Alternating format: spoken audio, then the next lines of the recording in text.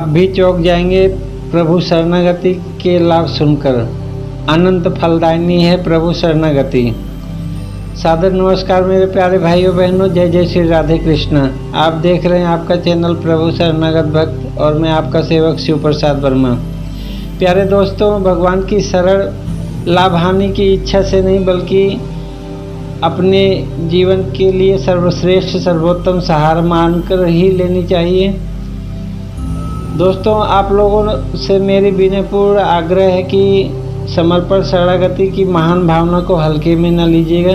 कृपया मेरी प्रेरणा दी गई समर्पण की प्रार्थना को एक बार एक लोटा अथवा एक अंजलि जल अर्पण के साथ जरूर कीजिएगा, क्योंकि ये भावना इतनी फलदायिनी है कि इसकी हम कल्पना भी नहीं कर सकते हैं।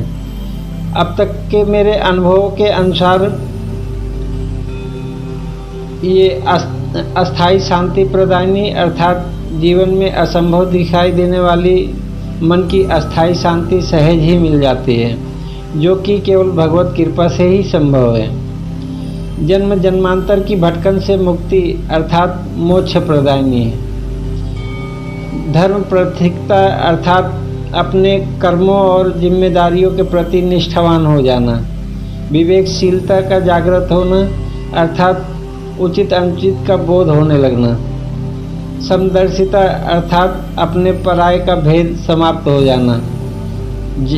जागृत ज्ञान प्रदायिनी अर्थात हमारे ज्ञान का हमारे आचरण में उतरने लगना।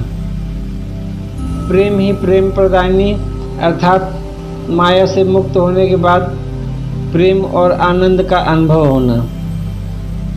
परम शांति अर्थात भावनाओं के आवेग और उथल पुथल से मुक्ति, स्थिरता। निष्कर्मता अर्थात अपने सभी कर्म में कर्ता भाव का समाप्त हो जाना। ऐसा तभी संभव हो पाता है जब हमें यह अनुभव प्राप्त हो जाए कि हमारे जीवन में जो कुछ घटित हो रहा है सब भगवत कृपा से, भगवत इच्छा से ही हो रहा है। विशुद्ध भक्ति अर्थात भगवान के प्रति निश्चल निस्वार्थ प्रेम भाव का मिलना।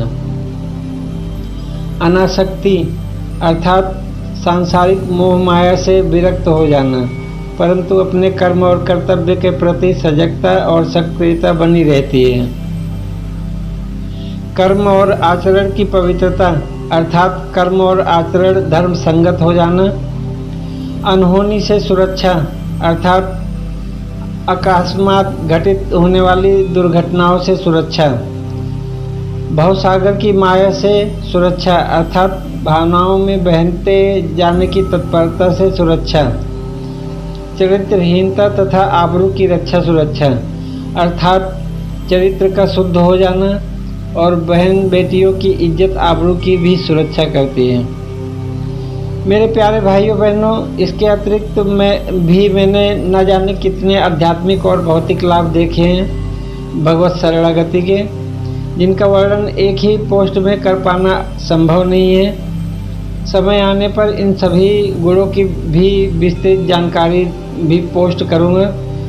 प्यारे दोस्तों, ये सद्गुण सभी भगवत कृपाएं भगवान की शरणागति से ही संभव है।